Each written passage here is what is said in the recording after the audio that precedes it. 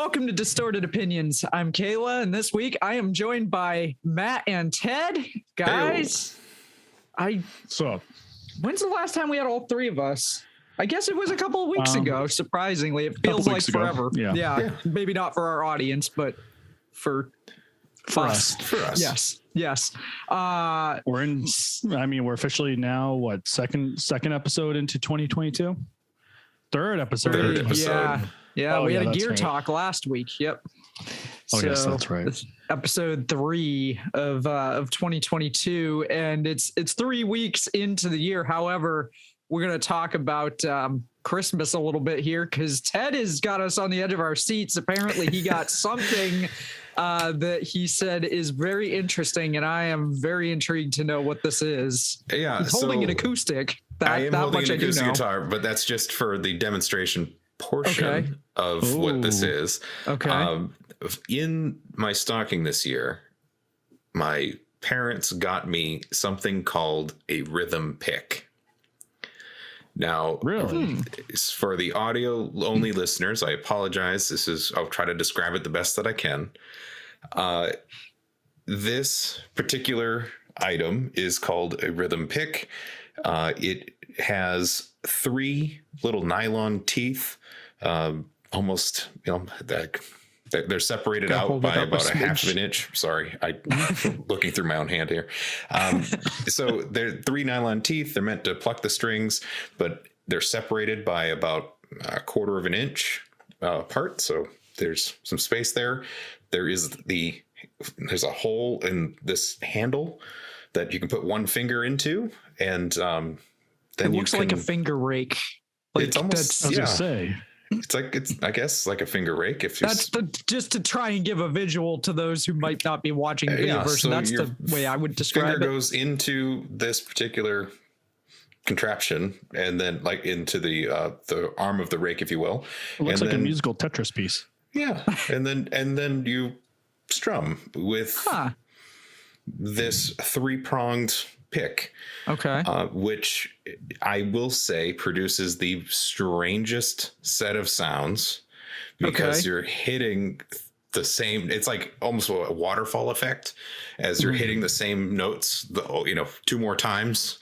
Right. Because normal guitar, you hit it once, you strum on down, you're hitting all the notes once. With this, you're hitting it 3 times. Okay. And so it changes the way you play. It's fascinating. I went to the website, rhythmpick.com, and not a sponsor, by the way. I was going to say, but reach out if you're interested. Yeah, but they have a lot of demonstration videos. Okay. Which, granted, the website looks like it was last updated in about 2006. So be prepared for, going back in time. But the videos that, show some of the playing actually, makes it sound way cooler than when I do it. But they have videos on different techniques on how the best way to strum with this. And I need to spend some time to just play around with this. It's so strange. Sure. It's so different.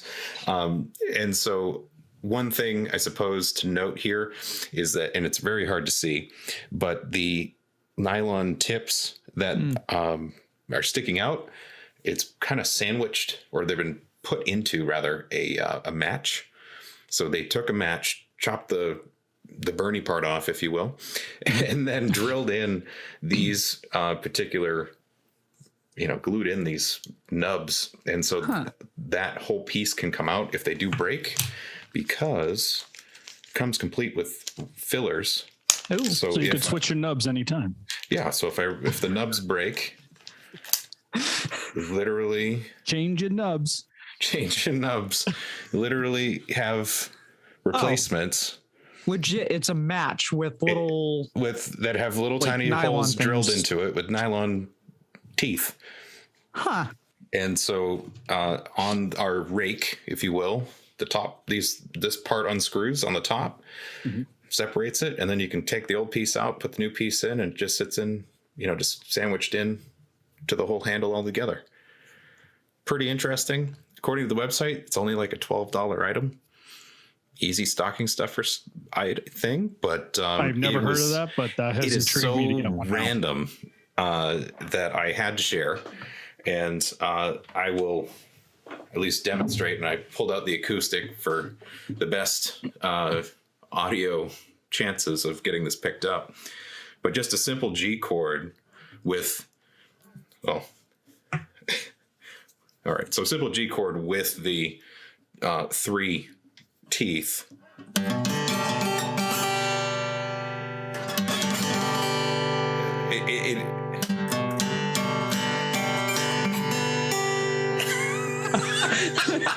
So It's weird. It is so weird. And It's like I have it's to almost play like it, a handheld delay. yeah, basically. Yeah.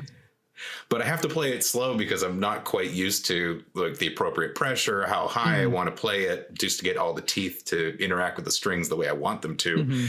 But it's wild. It changes the way like you wanting to listen or play the guitar. Like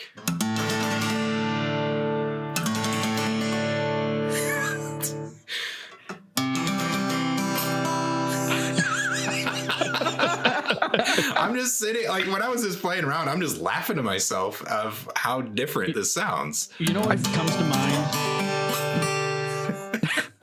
Scratching a record. So you know how like you could go kind of like that, but it's for like for a guitar. Right? Yeah. I mean, It's like you hear the beginning of the chords, but then it's like it takes a step and then a step back, step forward, step back. Yeah, it's like yeah. It's different. I'll definitely be playing around with that to try it. Yeah. See what else I can do with it. But it is very different. That is pretty fascinating. Now, have you, when you got that and you tested it out, have you found any artists that use anything that uses something like that? No, nothing on the website. No featured artists or anything like that. It sounds like this is, a local, smaller made item. This individual has just been making these for a little while. This particular plastic / metal design is not really on the website. So the website has older versions, older variations of the same exact thing. They have wood. different nylon teeth, heart resistances, if you will, thickness, not to say thickness, but these are heavies. My parents know I like to play with heavier picks. So that was their choice, but it sounds like they have softer plastic, if you will, for teeth. But it's just weird, different. I think you guys at the next jam session, have you guys over. Yep. You will be playing with this, and if you break a tooth, don't worry. I've got a few spare, so worth trying out. And you can buy refills on the website and things like that. But I'd be curious to see how that sounds when someone shreds. Well, and it's so different because it's not a pick that you just need to play with it a lot, right? Because you don't strum this with hand it like you position normally is not natural. Right. You're borderline making a fist with this, rake over your knuckles that you're just trying to play with. Very different than almost a pencil, like with a guitar pick. But that's pretty fascinating. I've never seen anything like that. Yeah. So check it out on the website. They have other varieties, rhythmpick.com. And some of their videos, like I said, on how it plays. There's a guy on there, the guy that's demonstrating plays it way better and has far more experience with it. So perhaps we can insert a dubbed video or so over this just to give that a shot. I did. When you go to watch the video, it's like back in the old days when you want to watch the video, it downloads the MP3 automatically. Yeah, Don't worry. I've already vetted it. It's a real video. I'm not gonna lie, this website looks like something I made in high school web development class. It's got like the text that flies in from the side of the screen, and it's got like this purple star background. It's very late 90s, early 2000s era. Yeah. Like, that looks awesome. see, I was about to ask if you were sure that your finger is supposed to go through it like that, but then I see the way that he's holding it in this picture on the main page of the website. It's almost like over it. Like, yeah. I mean, I don't know. It's such a with with the finger hole through the middle. How else are you supposed to hold it? And I I don't know if imagine it was like a gripper, maybe like that you could grip it. I mean, I with your find thumb and forefinger. well, that's what I kind of do, but then I have my index finger in the hole for added control. Yeah. So looking at this website, Matt has turned purple, by the way, Yeah, I know because his whole we know monitor. the screen is up. It's all purple. The website is very purple. This is so one thing that's actually always great, and we mentioned this multiple times in the show, is if you're able to support local businesses, small businesses, that's something that we three have something in common with. You know, if we could go ahead and support local shops with gear, we definitely strive for those versus going to the bigger corporations. And it looks like this guy is local, Making them at home. He's in New Hampshire. Yeah. New Hampshire. So that's pretty fascinating to see. So, definitely got to be looking more into this. And it's affordable. Like I said, it's like $10-12. I mean, I think the most expensive thing he's got on that website's 20. yeah, Like it's all it fairly looks like he reasonable. has metal versions of it too. Right. Yeah. No, Yeah. this is a plastic one. Like I said, I saw they had wood ones on the website, but it's homemade for sure, but it's sturdy. I don't know. It seems durable from my initial testing of it. So pretty unique and different, but worth checking out. And listeners, if you actually have heard what Ted has mentioned and whatnot, and you play with this, I mean, reach out to us and show us How do you really play with it? how do you play with this. I mean, even maybe send us a video of you playing with this and whatnot. Like I said, I've never seen anything like this, and it's definitely got my attention to go ahead and dive more into it. Yeah, like I said, it just changes the way you can play your guitar, forever, and you're used to playing it. But this just opens a door into a more creative way of possibly playing the guitar, because now you've got this delay effect coming in, and I'm sure there's probably a lot of creative ways you can start playing guitar utilizing something like this, because it's certainly. I mean, I've only really sat down with this twice, and here we are recording the episode. So, spend some more time with it. I'm sure you can come up with something pretty neat. Yeah. I think that we're going to have to make that the next jam session, another song that we create. Oh, yeah. We're have to. Can you imagine like a room of like 3 people playing that? Yeah, I was gonna say get one for everyone. We call the song Rhythm Nation. Wait a minute. Wait a minute. Or Rhythm Pick Nation. I don't know. Well, it work in progress. Yeah. It's nothing solidified. It is a very cool looking pick. I'm very curious about them. I mean, I've said this before. You guys give me a hard time about the number of picks that I bought over the last year and a half, but That's true. there's a reason I have so many of them. They don't all play or sound the same way. And while the picks, my Giacchetto picks are different than that, I'm sure you might be able to agree that that's a fairly inexpensive way to get the creative juices flowing, because now it's not as expensive as a pedal or an amp or another guitar, yet there are a lot of really cool and creative things you can do with it. So that's it's got me interested. I might have to order one of these and check it out now. Just first I'm going to watch the videos later when we're not in the middle of the show. I may recommend maybe you just need one, Kayla. Well, yes. Well, you're gonna need the metal one, then you need the wood one, then you're I gonna need feel the like plastic one.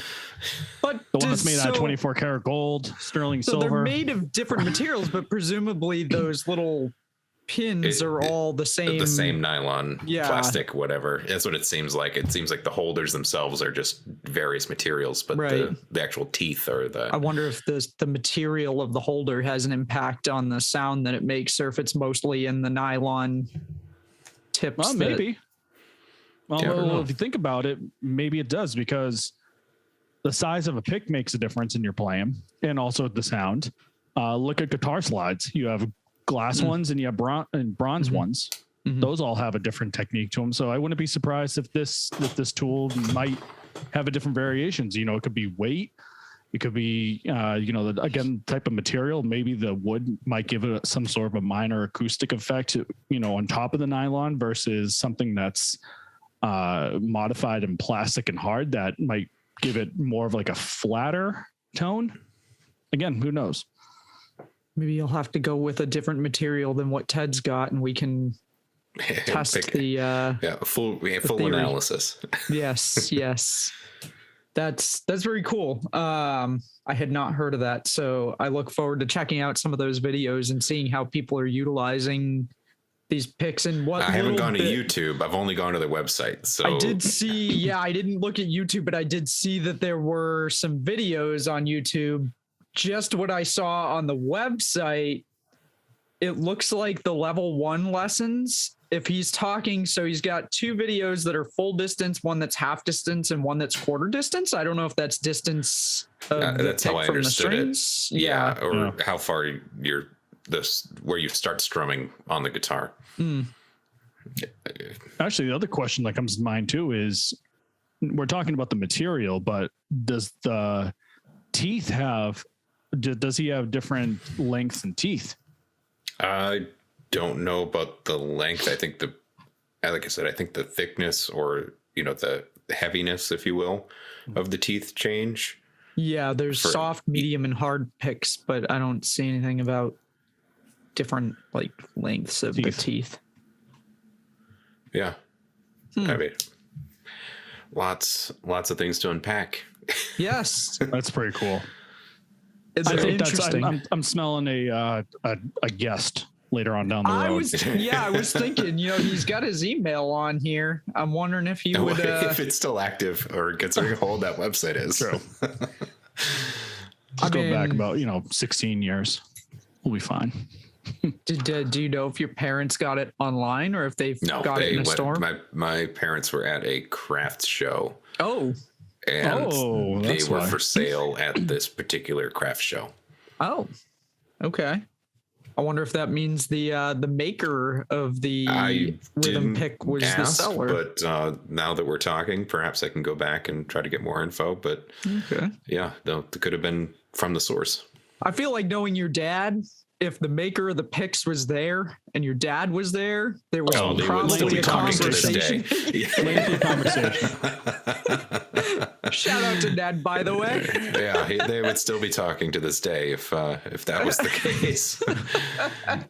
That's funny. No, it would be cool to get him on here, but I'm intrigued now, and if the site I'd be curious works- to hear the story of how this Yeah. was created. And what made that be? I mean, I understand. I mean, what did the prototypes look like?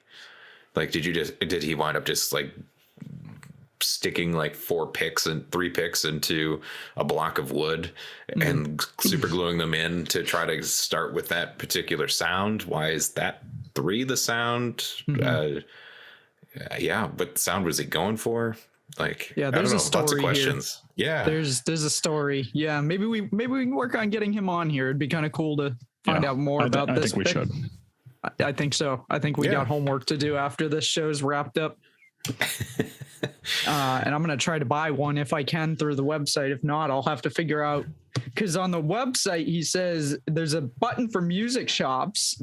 And then it says, find our products in these music shops. And they list Maine, Massachusetts, New Hampshire, and Vermont, but there's no links or to names any stores. of shops. So I don't know if you can even actually get them in a shop at this point, or if online is the only option, unless I can find the next craft fair that this guy might be at selling these rhythm picks. But I am Danville, New Hampshire.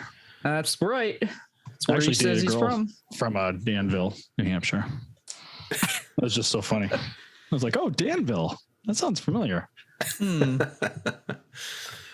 Bill Charters is the name of the pick maker. So very cool. Yeah. My other stocking stuff are not as exciting. Glass slide. Oh, well, that's cool though. That's cool though. Yeah. Is that from the parents as well? Uh-huh. Yeah. Yep. I asked for a slide because I've never had one, never played with one. And then I listened to a lot of White Zombie and I'm like, I kind of want to try Thunder that. Kiss 65. Or More Human Than a Human. Yeah. And just that intro bit. I'm like, oh, I just want to try it. So got one for Christmas as well. Maybe play a little country. No. No. Little steel lap guitar. Right. No, not going to happen. We all know how much Ted loves country. We dove into that. Number one fan. Good old Kenny Chesney, baby. Oh, Jesus. There was a country song actually that came up recently that it's country, but like this song is kind of stuck in my head. It is called... If you were on TikTok, I might have guessed that it was Brooks and Dunn because that's been suddenly popularized by TikTok. But I know you're not on TikTok, so that's not it. I am not. No, the artist is Paul Cawthon, and the song's called Cocaine Country Dancing. The music video is hilarious. And Cocaine Country Dancing. And yeah, it's pretty good, pretty catchy. Well, if it's anything better than that Applebee's country song that's blown up everywhere, jeez, no, I can't stand it. No, this song has more of a funk feel to it, so it has more. I don't know. It's not like your cliche it has country. A little cocaine in it. I would think that there's some sort of a funk aspect to it. Yeah, no. The music video is basically the singer rips a line in this front seat of his Cadillac with horns on the front, and he drives to a bar that I'm assuming he's the owner of because it's the morning and the bar's empty, and he saddles up to the bar and starts drinking and then becomes this rock country star with like flashy suit and cowboy hats and girls dancing, and he rides the mechanical bull in the bar, but it's like this like drug trip. And and at the end, when the video ends, he just goes he walks out of the bar in his cowboy outfit that was, rocks the star outfit, gets in his car. It's late in the afternoon and he drives away. So it's like the whole song is while he's on a drug trip, which is pretty hilarious. Did you find this through one of your YouTube finds, or how did you discover this? It was our friend of the show, Eli, who we had on. He does song battles requests from time to time on his channel, and this is one that came up. Okay, and it got stuck in my head then. But I'm like, I don't like country, but this song, I'm okay with it. I'm okay with it. That's also how you found. It starts off with one. No, and then I can push it back down. I said that before. It starts off with one and it ends with one when it comes to Ted. That's it. No more. No, that was pretty good though. I'm gonna have to check that out. That's the last episode we did. I think it was our 2021 wrap up episode. There was another group that you had discovered through Eli's song battle that we were watching the music video after the show. And I forget the name of the group. It was the German group. It was the Eskimo Cowboy. Yes. With their ridiculous number of videos. Yes. Yeah. by the way, I'm gonna just assume, so Jack from Jacketto Picks, he had posted one of his Instagram stories a couple weeks ago looking for suggestions of music to listen to in the shop. And then when he reshared the suggestions that were made, somebody suggested Eskimo Callboy among other songs. I'm like, that had to have been Ted. No, it was not me. Really? No, It wasn't. They're that popular. Wow. Oh, shoot. Wow, I thought for sure it was you. No, I missed that story. I would have given him something to put on the playlist. Jeez. It was in with a bunch of other bands too that I'm like, oh, this had to be Ted, because all the groups that were listed, I'm like, this is right up Ted's alley. There's no way this had to be. I really like a lot of the artists that they sponsor, but yeah, no, definitely wasn't me. You know, Honestly. Interesting. It's funny. All right. It's funny watching those music videos. always reminds me of the times of like back in high school when we made those home videos over at Kayla's place, and it makes me Because you used wonder to dress up like Yeah, ridiculous I mean, outfits and things. the creativity. I mean, then again, we didn't really have jobs either, or And it wasn't on the internet forever. Yeah, it Yeah, wasn't I on was the going to say internet. jobs, dignity, or the internet. I think the only thing interesting back in the internet was like E-Bombs World or something like that. Yes. But like, but it makes me think that like watching these music videos that like, it would be great. We should have like one goal in mind that like, let's come up with an original song. Okay. It doesn't have to be a full album. Let's just come up with one song that we're all like, hey, you know what? This is like all of our song, and let's make a music video to it. That's just hilarious. Like I could see just us doing probably just the most craziest and probably most random things that we could just go ahead and laugh back and be like, yeah, we did this, and just have a good time with it. But the funnier the video, the funnier the video is, the more forgiving you are if the song's not that great. Because course. I like videos regardless of whether, I mean, this video could be the funniest thing, and if the song's mediocre, I'm still loving that video. So the fact that Eskimo Cowboy, for example, has ridiculous music videos and their songs just are simple and catchy at the same time, yet have like heavy breakdowns and like their Euro techno beats and things, and the other parts of the song, and just super catchy in general. But you know, if the music video makes a song up for it. Yeah. So I think that's not bad. We just have to get creative on the video. We just have to get creative on it, but we could do that. I got you covered in the filming department. I know we've got the best film director. Oh, geez, I don't know about that. Don't set the bar too high here, but I got you covered. I got you covered. Speaking of music videos, by the way, I wanted to mention, because I think it was during our best worst episode, I had talked about Sanjay's his song "The Pilgrim" was my song of the week pick, and I think I had said something about how all of his instrumentation besides the guitar was all digital backing tracks. And I didn't realize until I was editing that episode, because I hadn't actually seen the video. I'd only heard the song on Spotify. It's not digital backgrounds. Like the drums, even I think he did on some sort of a digital drum machine. But if you watch the video, he's playing the bass, he's playing all the guitar tracks, and there's like a keyboard synth kind of intro, and that's also him, which I didn't realize any of that until I saw the video. So I just wanted to make a correction, because I misspoke when I said that his whole backing instrumentation was all digital stuff. I think he does have some music that he puts out where that's the case, but that song is not one of those situations. And I didn't realize that. So I tried to send you guys the link to see it that night, and my computer that I had been editing on is really kind of funky, and sometimes the text messages don't actually go through. So I don't think it actually sent, but I didn't get it. Check out the video after, because it's all Sanjay playing all the instruments, which I thought was really cool. So I just wanted to make the correction there. I misspoke that his backing tracks are all digital backing tracks. And So cool. Were you gonna say something, Ted? Well, sort of along a correction, I suppose. Well, you mentioned song of the weeks and how you misinterpreted what the instrument, the layout was in that song. Way long time ago, for our very first video game music episode. Oh, wow. Where my song of the week was BFG Division from Doom. Yes. The game. I learned in the past 3.5 weeks that the guitar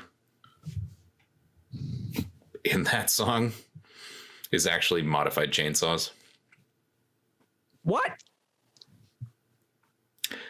So, yes, there apparently in BFG Division, where it has that guitar that kind of starts on a note and it kind of slides down and slides back up, and it's super heavy and super distorted.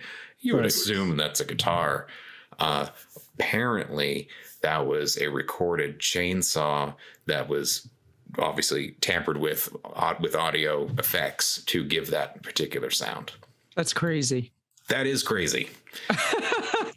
Because the game studio president was the one that made the track. He wrote the music, which dude's already super creative, and he runs his own the whole company, whatever. Adam, it blows my mind. That's all one person, but yeah, no. Chainsaw, because in the game you get chainsaws and you're slicing through enemies and stuff like that. Well, that's the inspiration for why they use that particular sound. So next time you listen to BFG Division from Doom soundtrack, think of chainsaws. Think of I'm chainsaws. gonna have to go listen to it when we're done here, because I did not realize that. It fooled me. It's for a long time, because that was our 10th episode. A year and a half ago. I have to do a quick flashback. And my year and a half has been a lie. Yeah. I mean, in multiple ways, but just kidding. I mean, it takes if you've ever heard the song The Lumberjack by Jackal, which is apparently 1992 is when that came out. I thought it was the 80s, but there's chainsaw in that as well. And it takes that chainsaw apparently to a whole new level, because at least that you hear it and you're like, oh, this is a chainsaw, which is fitting because the song's called The Lumberjack, but it literally opens up with somebody like revving up a chainsaw, which is hilarious. But I would never have guessed that was a chainsaw that was making that sound. So I'm going to go check out that track when we're done here. It's so listen to it. That you mentioned that, Ted, because yesterday, just out of the blue, you'd be very surprised with how audio is mix and mastered these days, and the amounts of just like what you could take something so singular and just turn it into like masterpiece is beyond mind-boggling. And it's funny that you bring that up, because I was watching a video yesterday on YouTube of how Mortal Kombat, using video games as a example, their sound effects has changed from the very beginning till now. And they were doing some sound effects of the most recent Mortal Kombat, and some of the things that they were using to make, like, say, limbs getting ripped off or bones being broken, you would never be able to look at or listen to those sounds ever the same when you visualize what they're using. So take, for instance, this person. So the audio engineer he had like this massive microphone. Like, imagine your Blue Yeti right now, okay, but 10 times bigger. It's like bigger than our heads. It's so sensitive. And what he did was he said, hey, let's try to make something, like a Brain Squish-Its. Okay. He took a grapefruit, cut it in half, and he squeezed it. And just the sensitivity of what was going into the mic sounded incredibly gross. But like, he also had a bell pepper, and he goes, okay, so let's make some bones break. And I'm going, how how are you going to make the sound of bones? Oh, interesting. The crunching sound of a pepper is really bone like. It literally is. But like when they took those, first off, it was cringing. I was like, oh, I got goosebumps like even hearing it. But I was looking at a green pepper. So one, I'm never going to look at the same of like the vegetable aisle in a grocery store without thinking, oh, hey, who wants to break some bones? But what was more intriguing was the audio engineer then said, hey, let's go back to my office and now let's start adding some effects. So they took the squishing effect of like whatever the grapefruit, gave it a little bit of like some like pitch shift, and it didn't even sound like the original audio as it was before. So it's just very intriguing of like how today's entertainment is how it could just be modified with something just so simple. Twister is a great example. Did The you game know or the movie? No, kidding. Into the movie, probably. Literally. Did you know that the sounds that the tornadoes were making, which by the way, I didn't think back then, and I still didn't think now that tornadoes made sounds, but the sounds from the tornadoes were actually a combination of farm animals. No lie. I haven't watched that movie in a while. Yeah, And I saw it recently actually, but I never noticed. Now, it's a movie you saw? Yes. Whoa. Well, I saw it back Oh. in the day, but I also saw it recently because it was on, I don't remember what channel, but I happened to see it. Yes. Yeah, one of the dozen Well, next movies time you Kayla look at a has seen. tornado, just think Shocking. of chickens. I saw and Home pigs and- Alone also for the first time and probably since it came out a few weeks ago. And Okay. there were a lot of things about that I didn't remember that Same. I also watched that movie fairly recently, and I mean, in the past 6 weeks, and portions anyway. And I'm like, I don't remember this portion, this section of the movie at all. Like, when did that come in? I completely forgot that Donald Trump was in the sequel. That part I didn't because the memes were made that obvious over the past few years. Yep. Speaking of movies, quick segue and crazy sound. My uncle used to be a recording engineer back in the day, California, and he had told me once that there is some movie studio opening segment of film. You know, when you watch a movie, it's like this studio, like simple thing, like Paramount and whatnot. Yeah, like I don't know which one it was, and this would have happened in the late 80s, early 90s when it was recorded. But if there was something, it may have been something as simple as little boy in a canoe casts out his fishing line, and then like the moon kind of slides up. DreamWorks? Was it DreamWorks? Something like that. I think it was. But that sound of the bobber hitting the water, The plunk. was actually a bowling ball in a pool. And then they modified that. Like there was some sort. All I remember, there was a bowling ball in a pool, and the end effect was this big when they was in like the final production. But the fact, like, okay, we need to have a big splash that we can tone down. Bowling ball in a canoe. Who thinks of that? Like, that's Foley is an art in itself. Like there's a lot of that stuff that. So I took a class in college, my senior year, when I switched my major and tried to cram all my classes. And there was a class on Foley, and it was actually one of the most interesting classes I took, where we learned about all the different things, and you wouldn't believe some of the stuff that they use, like Matt was saying with the grapefruit and the green peppers for the crunching bones, the things that they use to make the noises. Because like, if you really think about it, when there's, say, a fight scene in a movie, people, when they get punched, don't really make that like sound that you hear typically someone in a standing movie. in the corner with a microphone. Probably. Dubbing it in. It's probably, but it's, you know, a lot of that stuff is like, there are a lot of sounds in a movie where things happen that you wouldn't necessarily hear a sound for that, whatever that movement or whatever you want to call it is, but a sound has been created for it, because when you're watching a movie and it's a visual, there's an expectation that certain things make a certain sound. And it's incredible to me, the things, like the different things that Foley artists use to make those sounds and come up with those sounds. And like we did a whole lesson on Jaws and some of the things that they used, and I don't remember most of it now, unfortunately, but it's a really cool process. But when you see some of that behind the scenes stuff, and it's things like the plunk of the fishing line, and you find out that it's a bowling ball in a pool that they use to make that noise, or like the crunching of the bones, and it's really a green pepper being snapped in half in front of a microphone.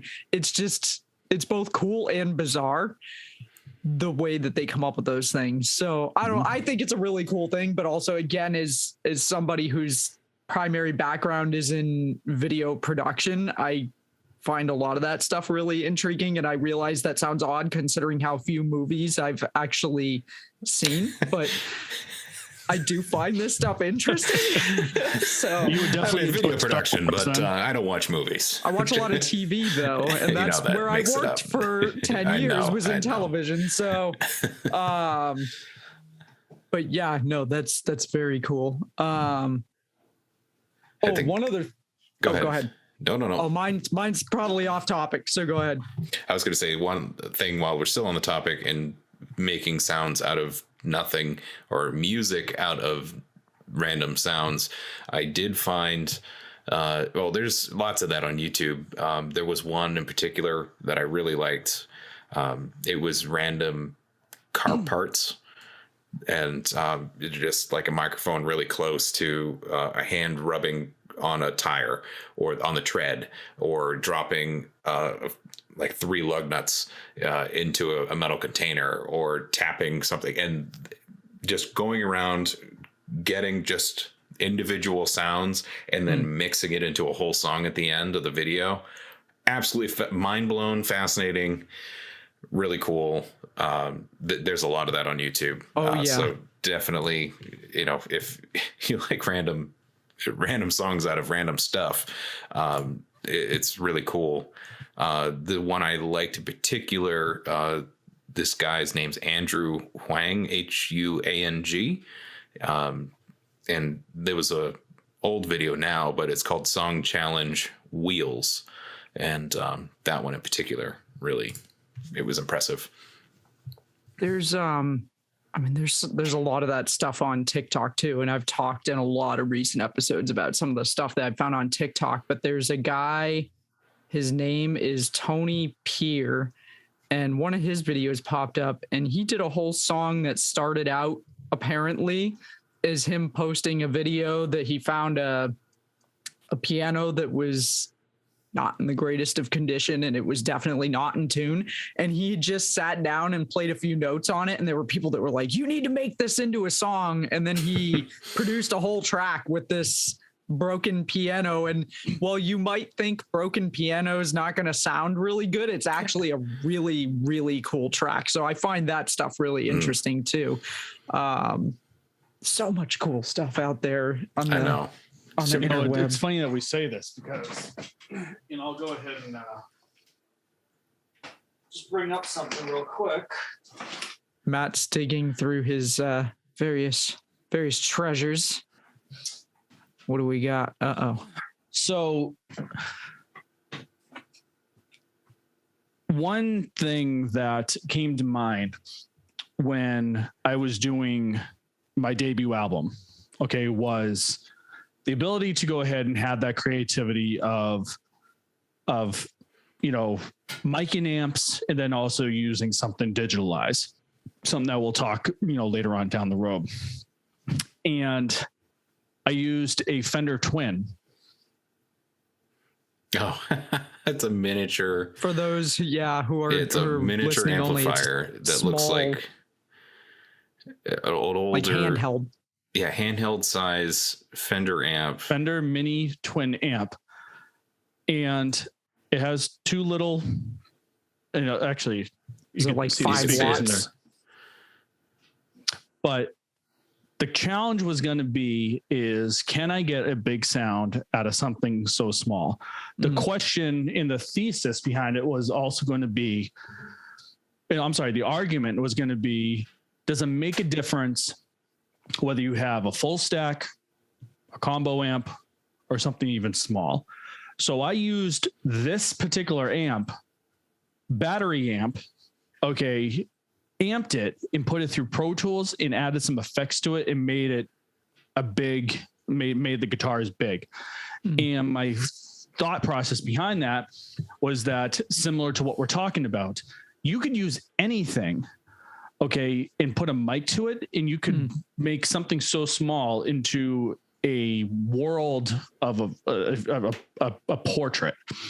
So it was pretty educational and also challenging, and also informative to know that even during the times of like recording, it also inspired me to say, hey, you know what? I saw that Orange has a mini amp. I'm going to buy that one. I saw that Marshall has a little micro amp. I'm going to buy that one. And I had a whole flock. I have like literally a whole flock of all different ones, and all different recorded by using an SM57, literally right at the speaker, and just put it right into the interface. So it was definitely intriguing to know that, with our conversations, just so ironic that, like, again, you could use something so small, something that you wouldn't even think like, oh, hey, maybe you could make something out of it and create something out of it. And that's what I ended up doing. That's pretty cool. Nice. I didn't even know you had that miniature amp. Oh, dude. I know you have He's got a collection of them. But that's pretty Sounds cool. like he's got a different type of stack of amps happening behind him. It's a stack of miniatures instead of a stack of like full size Marshall. Functioning. Oh, look, boy. there's the. I think I had one of those back in the day. Yeah, Marshall's half stack miniature, Oh, and look then at that the orange amp, also That's pretty miniature, and they're looking to be about like what? Oh, but there's more. I don't know what. How Maybe how, like 4 inches tall. Yeah, 3, 5 4. inches at best. Yeah. Oh my goodness. Oh my goodness! There's 3 more. There's a Fender Twin mini reverb. stack. Yep.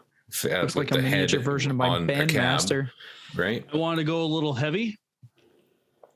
The Black Star. Black Star single speaker. Nice. This is the Fly 3, by the way. Highly recommend it. This is actually a bass amp. It's a bass mini amp, but it also has the functions of playing the guitar through it. And finally, Is that an EVH? an EVH. A 5150 miniature. So it's, and then I had like a Dan Electro one, which was Retro looking. Oh wait, it's underneath. I had one of Underneath those the big back in the day too. oh no, I think I got rid of that one because that one actually broke, but that was a pretty cool one. The Dan Electro one, it was like, I think it was like Honeycomb or something like that, but that had a tweed to it.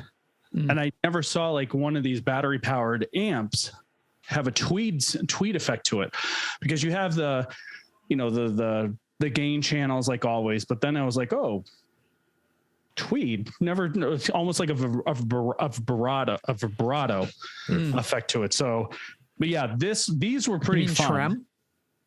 Yeah, tremolo, yeah. Yeah. So The big Bandmaster has a tremolo. I'll bring these and have you guys play with them on it. They're Nice. pretty fun, and they're not that expensive. I want to say probably the most expensive was the Black Star Fly 3. But what's also cool about this one too is that at least this is the first edition. When they came out with the other ones, it came separate with an additional speaker, so you could actually put it on top, and you could have pretty much like a mini amp. But nowadays you could get both. You get both of them for like a pack. It's like maybe $100, but they're pretty loud, even for a 9-volt. They're pretty loud, and they also what does it say? They're DC powered too. Oh, nice. Mm-hmm. Pretty nifty. Sweet. Almost I went feel into a like, mini gear talk. I know. I was thinking the same thing. Yeah. Maybe a Gear Talk mini amps. Yeah, go further detail, but I didn't know you had that whole collection. That's pretty cool. Yeah, it's pretty Nice. fun. I think my personal favorite is probably the orange, only because it's got different. It has a built-in tuner into it as well. Nice. So put in your back pocket. So hey, but actually, it's actually a great opportunity to mention this because we mentioned about a challenge for subscribers. And the video is going to have one of these in my back pocket with the tight shorts going into a Home Depot. How is it going to fit in the back pocket of your tight You have to shorts? clamp it to the waistband of the tight shorts, Well, I think. And they have better a be tight, little- otherwise they're all coming down. I have You won't even make it into the store as far as getting out of it. we'll figure out a way. We'll figure something out. You tow a radio flyer behind you and The armband with the thing like Hey, you know what? I could always put this through my belt buckle. oh well. Didn't know you're wearing a belt buckle. Hey, listen, For where your there's a will, there's a shorts. way. I'm a man of my word, but we need your help, ladies and gentlemen. We need that custom URL. I do love this segue, by the way. This is a 10 out of 10 segue. it was a nice segue. Please subscribe to our YouTube channel. Yes. We want a custom URL, and Matt will be being a character playing the Home Depot theme. An undisclosed. And at an undisclosed location in a Home Depot for this particular video. Whether you want to see that or not, just to help us get to 100 subscribers so we can get the custom URL. We're almost Just there, help us. but we're closing in. But definitely tell your friends. I feel like I didn't bring anything to the show and tell today, although the last episode I did a whole show and tell, but I'll just briefly mention something that I got recently, which is I got a new capo because I've been. I thought that was a There's been mini a lot of- stapler. It looks like one now that you Like a mention mini it. hand, but, yeah, this is a little bit different than the standard capos that are out there. It's a Talia capo, and this is the I think it's that's blue abalone. Is that abalone? Yeah. That's it's nice. That's nice. It was a little bit pricier than most capos that I've had in the past, but the cool thing about it is it comes with different like these rubber pieces that go on the back of it that clamp to the neck. It comes with different sizes so that depending on the shape and size of your neck, you can change out the pad to better fit your guitar. And you can also there's different attachments that actually let you do like partial tuning changes and stuff with it, which I did not invest in because I figured I really should probably just get accustomed to playing one standard and then maybe I can delve into that world. But I've been looking at a lot of songs that require a capo, and I was finally like, I should probably get a new capo because I don't know where the capo went that I had many, many years ago. And there was a sale a few weeks back for the holidays. And so I went ahead and I bought one. And so that's my like Nice. brief That's show and pretty tell cool of something capo. I got. So I'm excited about this. But yeah, unless you guys, I mean, I feel like there's lots of things that I could probably be here all night talking about all kinds of different things. But unless you guys have anything that you're really dying to share, maybe we should Save go it into for our the song next of the week. episode, but Yeah. we'll dive into song of the week. All right, sounds good. Dive right into it. Anybody Song of the week. got the jingle? We haven't had the jingle in a while. We haven't. Anybody have a preference over who would like to go first? I'll go. You want me to? That's fine. You want to go? I'll jump. All right. All right. So It's winding up again. The standard wind up, clap, warm up. So I've done this a couple times and I couldn't help myself because I'm going right back into it. I felt like my college days was really the great years of when great music came out. Rock was still alive, not as as live as it is today, or at least the appreciation it should get today. But I was listening to this album the other day, and I thought, you know what, this would be a great opportunity to bring it up in an episode. And I was thinking of this band in a previous episode, but I was actually mentioning El Nino. But this band, I'm going with Shadows Fall, specifically the fourth studio album, The War Within. This got me into Shadows Falls, also a local band, local boys, from our area. And the song that I'm specifically going to be talking on is, excuse me, What Drives the Week. That song got me Excellent choice. pumped up. Song is heavy. It's got powerful vocals behind it. It's like a great workout song. And I remember blaring this album, specifically this song, on repeat, going to college, going to college, going home from college, going to work, coming back from work. I couldn't get enough of it. Also has some great songs like The Power of I and I has a great one. The Light That Blinds, Ghosts of Past Failures, Those Who Cannot Speak. The whole album's great and whatnot, but specifically What Drives the Week, phenomenal album. And I'm sorry, phenomenal song. The guitars are crunchy, the bass is heavy, the vocals are powerful. And more importantly, when I got into this, I didn't realize that it was the fourth studio album. So I listened to previous albums and they were just as heavy. And leading up till now, it's just great. So that's gonna be my song of the week. It's going to be Shadows Fall from the fourth album, The War Within, specifically What Drives the Week.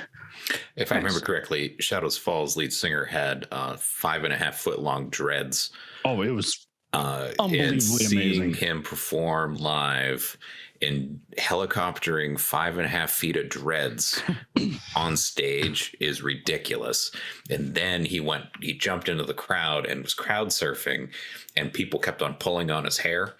And I just remember him turning around, just like starting to like swat at people, like, get off of me, let it go. But he also had 5.5 feet of hair, because it came back to about halfway, a little past his calves, for how long that was.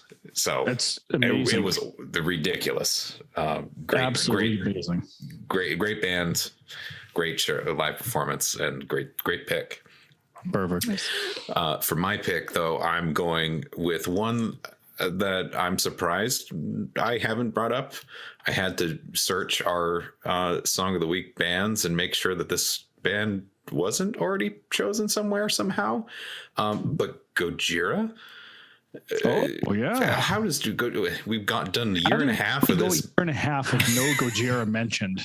I know. So I was listening to, just put my phone on shuffle like I do, and this song came on from the Magma album, and I was like, whoa, the drums and the rhythm of this song just keep you on edge, and it just pushes you right along. It's so catchy. And the song's called Lowlands. Oh, it's that whole album, and this song too, has a bit of atmospheric elements to it, clean singing, and then it, in typical Gojira fashion, like picks up, and then you can headbang to it. But a lot of it is just kind of setting the tone, and the way the drums are, you'd have to listen to it. It's phenomenal. So one of my favorites off of the Magma album for sure. But Magma is their sixth studio album. And if you don't know Gojira, they're from France and they're amazing. This particular album came out in 2016, recorded in New York City. But it's one of their best albums. And actually, it was their most sold, highest gross sales for an album that they had until Fortitude, which came out last year. So they're just, becoming more popular, gaining strides there. But I like it. Lowlands, got to check it out. Super good. And I will probably pick another Gojira song in the future, because now I know this is the only song that I put on the map for this. So yeah, there'll be more. Oh, there we go. All right. Thank God for that spreadsheet that's I know. easily searchable. Oh, huh? seriously. That's every episode. I'm like, boy, has this one been picked already? And I have to go through and search it before I actually decide on my song of the week. Avoids the possibility of having that one listener that goes, "You already picked that one in episode 32." That's only happened once, and we let it slide because Carrie was our guest, and it right. was Yes. it was Black Sabbath by Black Sabbath, which had been picked for our Halloween episode, and then repicked again when we had Carrie on. But that was a Carrie, rare that's exception. a guest. Like, yeah. Yes, Yeah, and yes. it's Carrie. Much love to Yes. Carrie. Going Yes. And as a reminder, speaking of our various Song of the Week picks, we have a Spotify Song of the Week playlist. So if you want to check out any of our past picks, or if you want to listen to any of our picks that we're talking about today in their entirety, you can do that by going to our playlist. We put the link in the description of every episode. And if you're watching the video version of the show, we also put a Spotify scan code on the screen. And all you have to do is open up Spotify on your phone or mobile device, tap the little camera icon in the search bar, and hold your device up to the screen. It'll scan the code and take you right to the playlist, where you should immediately hit the heart button and favorite it so that you can more easily find it in the future. And if you're Now watching that- the video version, you should be subscribed. That's Sure. right. Go over to YouTube. Well, because you may not be watching it on YouTube, but wherever you're watching it, if it's not on YouTube, go to YouTube, hit the subscribe button, tell your friends to hit the subscribe button, send your family over there. And even if you don't watch the video version of the show, go over and hit the subscribe button, because Tell your colleagues. yes, Tell your boss. yes, Tell your former boss. Who knows? if you're on good terms with them. Yeah, well, even in bad terms too. I mean, just to, I don't know. Maybe. Yeah, maybe. So on that note, I am going with an artist that's maybe going to come a little out of left field, because I actually was planning to talk about this person and then didn't get to it. So I'll just give you a brief rundown, but it's a song covered by an artist called Hazy and C Max Link. They did a cover of Nutshell by Alice in Chains on Hazy's recent 2021 To Each Their Own album, which is just a whole album of covers, and they're phenomenal covers. And Hazy I discovered through, again, TikTok, and originally found him, his cover of Chris Isaak's Wicked Game came up, and I was like, man, this guy's vocals are really good. I showed some of his stuff to Matt and Ted after the last episode we did together, because I was like, you guys got to hear this guy. He's like, Wow. Just Wow. crazy good. I've said it before, there are particularly grunge era bands like Soundgarden, Alice in Chains, Nirvana, that I feel, Stone Temple Pilots as well, that I feel are really difficult from a vocal perspective to cover. And this guy Hazy has the type of voice where he does a really phenomenal job of covering those bands and not making it sound like he's trying too hard. He sounds like those vocalists, but he also has his own twist on it. So I can appreciate it, where it's like, yeah, you sound a lot like that guy, but you're not overdoing it trying to sound like him. And so Nutshell is one of those that I've heard a lot of covers of Nutshell, and I've heard a lot of really good covers of Nutshell.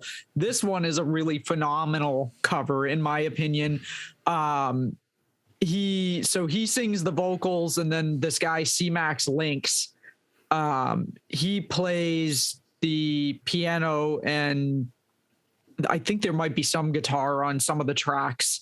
And it's just, they're simple tunes. They're not overcomplicating these covers. And this particular cover, it's really just piano and a little bit of bass here and there, because if you've ever heard the original version of Nutshell, the bass is pretty prominent in that song.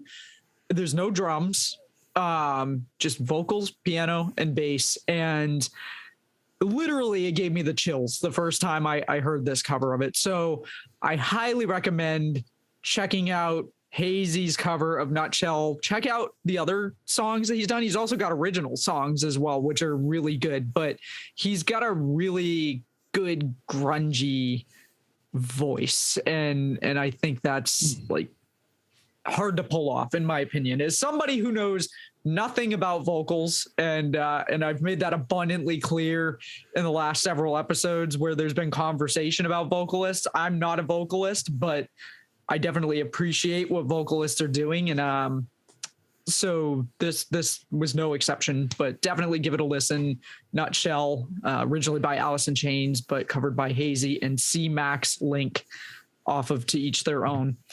And Hazy also has a YouTube channel called Fritz Hazy, and only has 14 videos.